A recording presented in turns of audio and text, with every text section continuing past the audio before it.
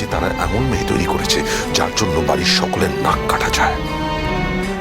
বৌমা একটু চা করো তো।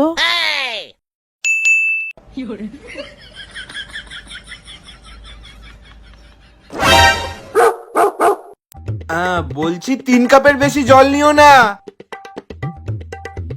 1 কাপ দুধ দিও কিন্তু, আর 1 চামচ চা পাতা, বেশি লিকার যেন না হয়। বলছি 2 চামচ চিনি দিও। না আসলে তুমি তো চায় চিনি খাও না, তাই বলে দিচ্ছি। আমি একটু আসছি। কি গো, চা হয়ে গেছে? এই তো বসিয়েছি তো। প্রেসার কুকারে? হ্যাঁ, আমি যেটা পেয়েছি সেটাতেই বসিয়েছি। এই গ্যাসটা জ্বালাবে না? তুমি আমাকে জ্বালাতে বলেছিলে নাকি? আরে গ্যাস জ্বালানোর কথাটাও আমাকে বলে দিতে হবে?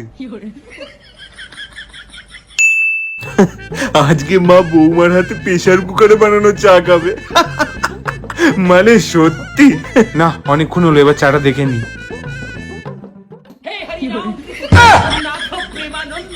কি হলো, হয়নি?